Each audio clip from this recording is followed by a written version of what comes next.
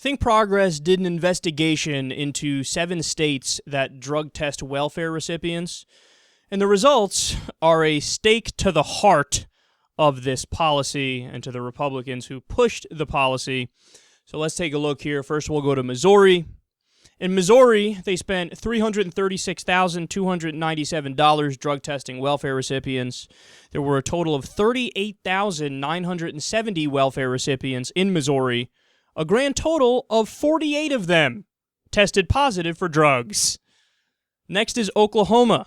They spent $385,872 drug testing people. There are 3,342 welfare recipients there. Just 297 of them tested positive for drugs.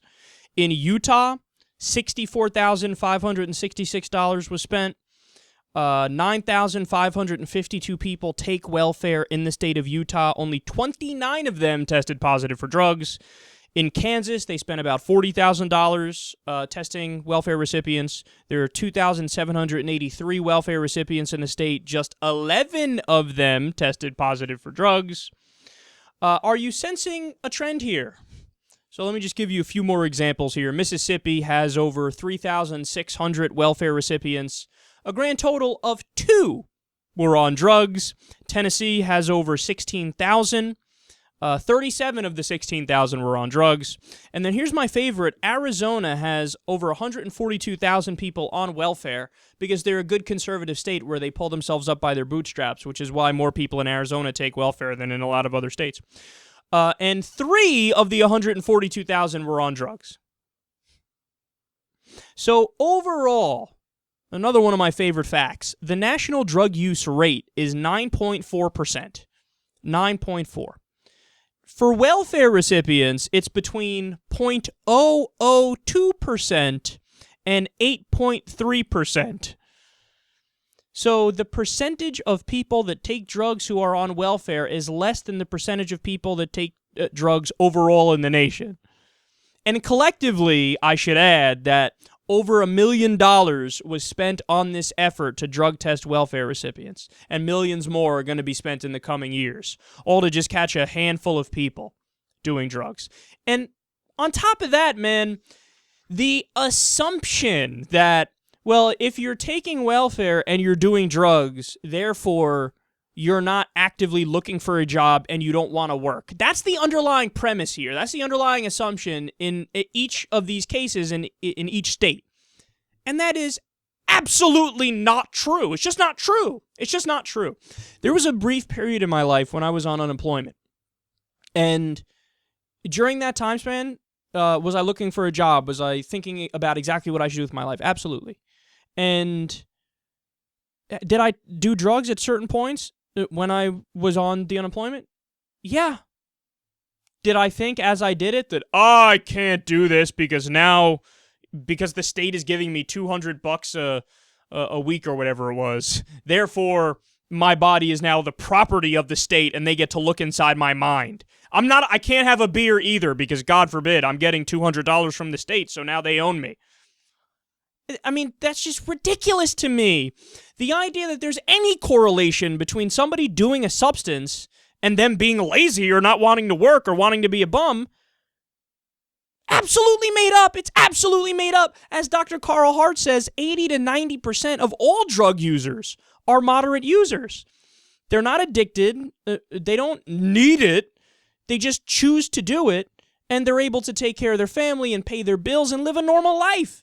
So this is all, like, there are 900 stereotypes built into this ridiculous policy of drug testing welfare recipients. All of it is totally false. And by the way, if the principle at work here is, hey, if we are going to give you government money, if you're making government money, taking government money, well then the people should know what you're putting in your body. If that's the principle at work here, be consistent, politicians. Drug test yourselves, because you take way more in government money than some poor person on welfare. Way more. And by the way, you don't work that much either.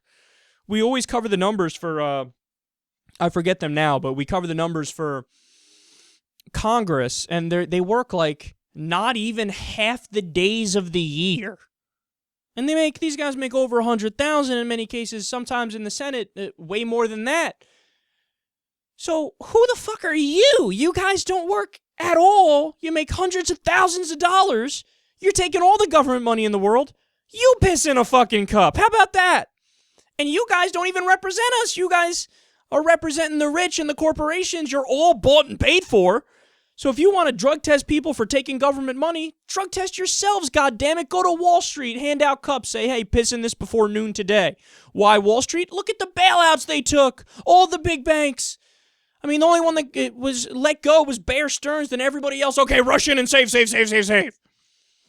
For fuck's sake, man, what this is stigmatizing and criminalizing being poor in America. The people on welfare, the overwhelming majority of the people on welfare and anybody taking government money, they're not happy about it, right? There's this stupid made-up thought meme that's a virus that started around the time of Ronald Reagan of, oh, the welfare queen who's driving a Cadillac and lives in a mansion and all they do is collect checks from all these different government programs. Absolute horseshit. The overwhelming majority of people who are on government assistance, first of all, they're on it temporarily because that's how the programs are structured. You can only be on it temporarily. Second of all, they fell on hard times in their life and they need a little bit of a helping hand so they can feed their fucking kid while they look for another job. It's so funny that conservatives, by and large, when it's a black person, a minority, anybody who's not like them, exactly like them, taking a check from the government, then it's demonized. Oh, lazy, parasite, moocher, I'm a hard worker, go get a fucking job. But then if they fall on hard times, if they're in trouble, they lose their job, oh my God, they run to the government like, what do you mean I'm a good person? I deserve the money. I deserve a helping hand when I get in trouble, just not those black people.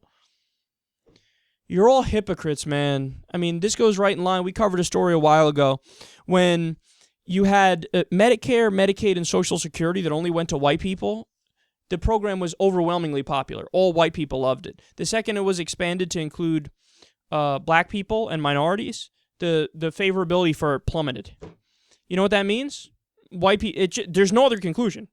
White people were racist, and I'm sure a lot of them still are, especially the conservatives, where they thought when it's, have a program where we have a social insurance policy where we help out our brother and help out the old people? Sure, no problem. When it's other white people, they view it as my neighbor. Of course I want to help out Steve. He's on hard times. Absolutely, let's help him. But then the second you say, oh, really?